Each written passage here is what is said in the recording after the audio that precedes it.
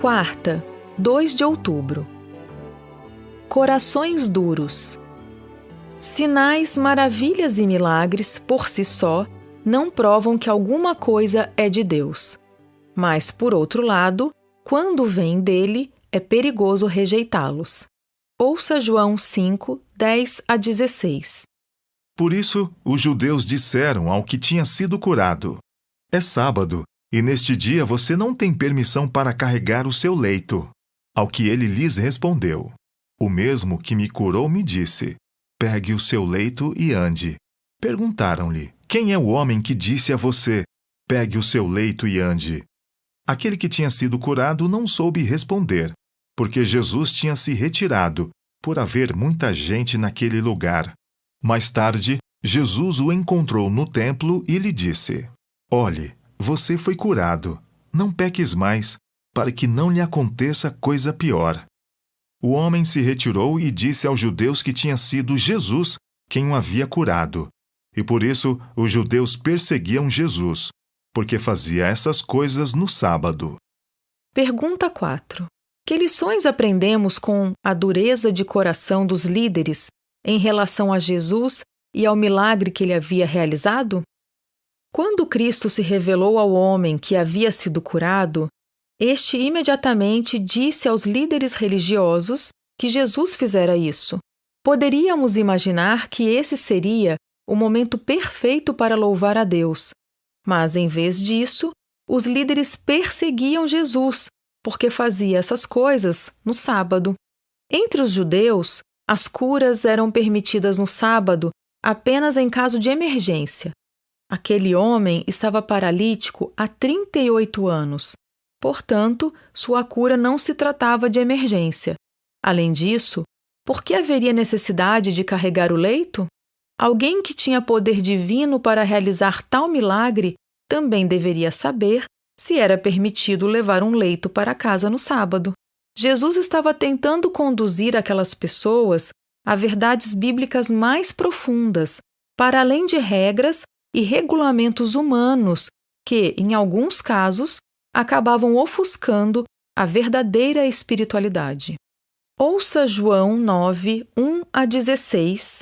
Enquanto Jesus caminhava, viu um homem cego de nascença. E os seus discípulos perguntaram: Mestre, quem pecou para que este homem nascesse cego, ele ou os pais dele? Jesus respondeu: nem ele pecou, nem os pais dele. Mas isso aconteceu para que nele se manifestem as obras de Deus. É necessário que façamos as obras daquele que me enviou enquanto é dia. A noite vem, quando ninguém pode trabalhar. Enquanto estou no mundo, sou a luz do mundo. Depois de dizer isso, Jesus cuspiu na terra, fez lama com a saliva e com a lama untou os olhos do cego. Então disse ao cego: vá lavar-se no tanque de Siloé. Siloé quer dizer enviado. O cego foi, lavou-se e voltou vendo.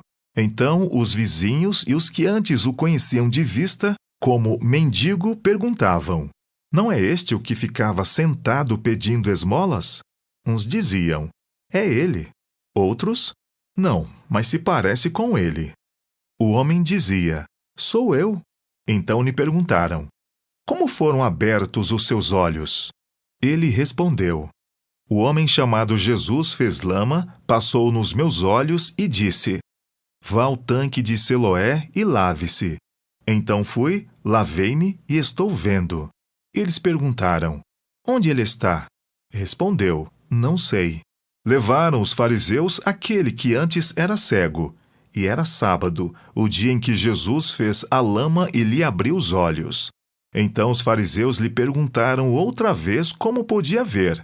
Ele respondeu: ele pôs lama sobre os meus olhos. Lavei-me e estou vendo. Por isso, alguns dos fariseus diziam: esse homem não é de Deus, porque não guarda o sábado. Outros diziam: como pode um homem pecador fazer sinais como estes?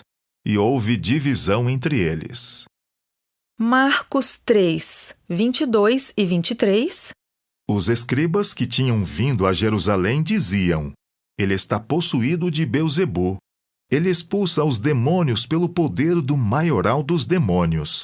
Então, convocando-os, Jesus lhes disse por meio de parábolas: Como pode Satanás expulsar Satanás? Mateus 12, 9 a 14. Tendo Jesus saído dali, entrou na sinagoga deles. Achava-se ali um homem que tinha uma das mãos ressequida. Então, a fim de o acusar, perguntaram a Jesus: É lícito curar no sábado?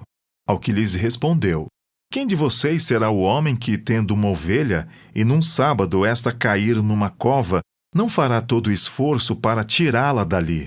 Ora, quanto mais vale um homem do que uma ovelha? Logo, é lícito nos sábados fazer o bem.